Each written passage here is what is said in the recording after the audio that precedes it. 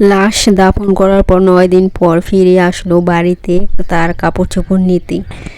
একটি মানে ঘটনা বলবো আজকে। আসসালামু আলাইকুম, সবাই কেমন আছেন? ঘটনাটি সবাই শুনবেন। আপনি শুনলে আপনি কি মনে হবে সেটা কমেন্টে বলবেন সবাই।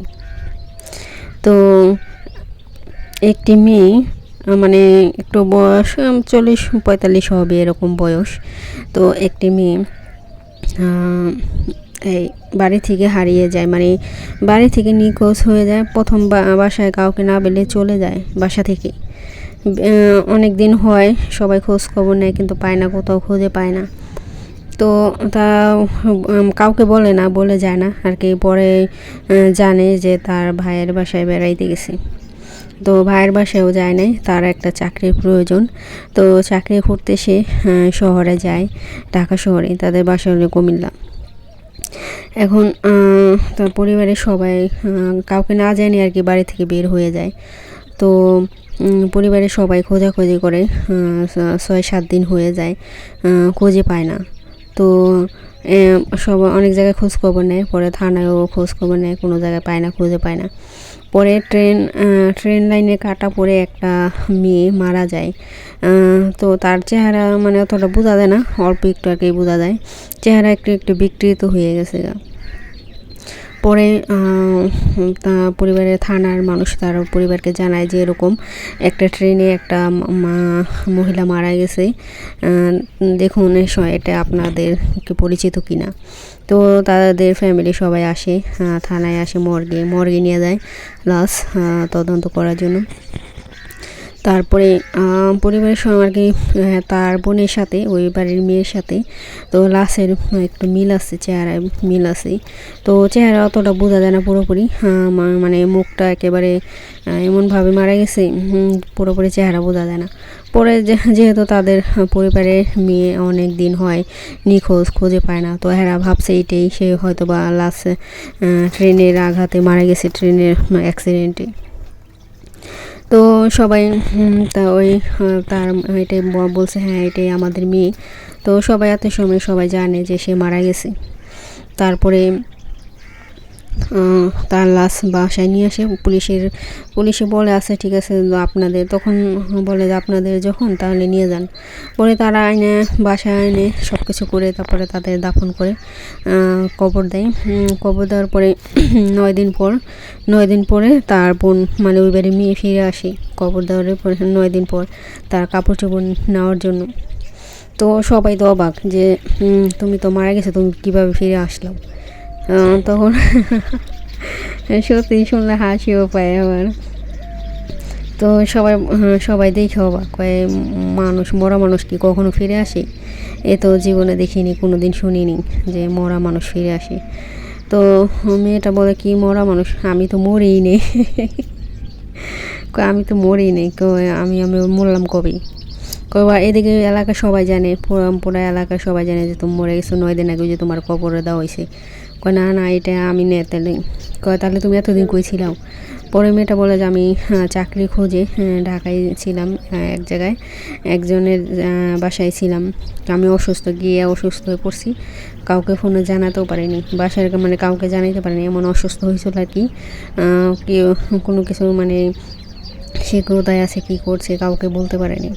পরে আগে চাকরি পেয়ে যায়, তো সেজন্য ওখানে থাকবে, থেকে চাকরি করবে। সেজন্য বাসায় আসে আর কি, কাপড় চোপড় তো নিয়ে যায় নাই, পরে বাসায় আসে কাপড় চোপড় নেওয়ার জন্য। তারপরে এলাকা সবাই দেখে তো অবাক, যে মারা গেছে সে আবার কীভাবে ফিরে আসলো। তারপরে পুলিশের জানায় যে আমাদের বাড়ির মেয়ে তো ফিরে আসছে, সে মরে নাই, ওইটা হয়তো অন্য কারো লাশ, অন্য একটা মেয়ে মারা গেছে, হয়তো বা কোনো খোঁজখবর নাই। যেহেতু চেহারা বোঝা যায় না অতটা, কিন্তু এরা ভাবছে যে এদের বাড়ির মেয়ে তো হারিয়ে গেছে গা। তো এরা ভাবছে কি এটাই বুঝি হয়তো বা ট্রেনের আঘাতে অ্যাক্সিডেন্টে মারা গেছে। পরে সেই জন্য তারা কি বলছিল যে হ্যাঁ এটাই আমাদের মেয়ে, হয়তো বা সে মারা গেছে, কিন্তু সে তো মারা যায়নি। তো এই কথা শুনে তারপরে ওই মেয়েটাকে বলে হয়তো ভুল হয়ে গেছে গা, এটা আর কি ভুল টুটি তো সবারই হয়। তারপরে ওই মেয়েটা বাসায় ফিরে আসে। তারপরে পুলিশকে খবর দেয় যে না, ওইটা অন্যজনের হয়তো বা লাশ হইতে পারে। তো পুলিশে আছে, তারপরে পুলিশে বলে ঠিক আছে, আমরা তাহলে আবার নতুন করে তদন্ত করব, মানে ওই মেয়েটা কে তার খোঁজ জানার চেষ্টা করব। তারপরে বাড়ির সবাই তারপরে খুশি হয় আর কি। এতদিন তো সবাই একটু অনেক কষ্টে ছিল যে সে হয়তো মারা গেছে, মানে পরিবারের সবাই। পরে বাড়িতে ফিরে এসে বলে না, আমি আমার একটা চাকরির খুবই প্রয়োজন ছিল, সেজন্য আমি চাকরি খুঁজে চলে গেছিলাম বাড়িতে কাউকে না বলি। সে বাড়ি থেকে কাউকে না বলে চলে গেছিলাম। পরে হয়তো বা রাগ করে বাড়ির কোনো ফ্যামিলিগত হয়তো সমস্যার কারণে কাউকে বলে নাই, হয়তো ঝগড়াঝাটি করে চলে গেছে। এটা আর কি পুলিশকেই বলে নাই। হয়তো ভাবছে যে সে হারিয়ে গেছে, হয়তো বা ট্রেনে গিয়ে আত্মহত্যা করছে বা মারা গেছে। তো এটাই ভেবে আর কি সবাই ওই লাশ ভেবে, মানে অন্য একটা লাশ তারা মাটি দিছে, মানে কবরে দিছে। পরে সব কিছু মেয়েটা খুলে বলে সবাইকে। পরে পুলিশ আসে, পুলিশকেও বলে সব। তারপরে পুলিশ বসে ঠিক আছে, সমস্যা নেই, আপনাদের কোনো সমস্যাই হবে না, যেহেতু আপনারা জানেন না, কেউ জানে না। তার ওই লাশের সাথে মেয়েটার চেহারা একটু মিল ছিল বলে সেই জন্য মিল রেখে আর কি তারা সেটা আইডেন্টি করছে যে হ্যাঁ, এটি আমাদের বাড়ির মেয়ে, হয়তো বা সেই মারা গেছে এইটি।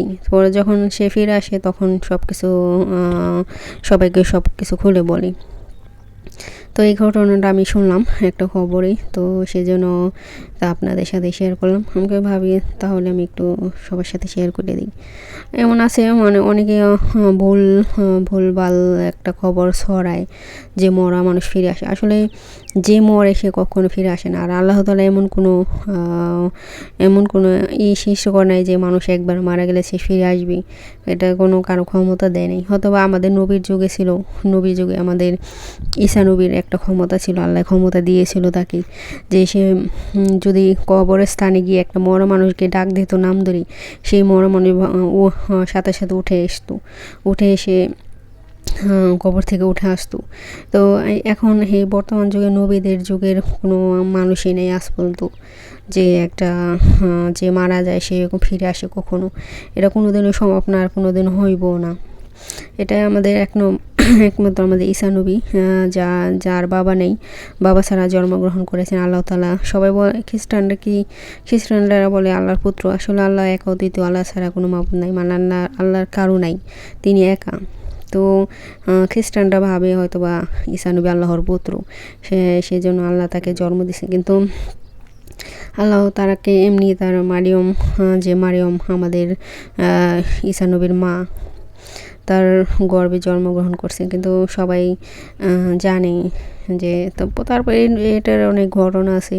সবাই তার মাকে অনেক কলঙ্কিনী, মানে অনেক খারাপ কথা বলছি।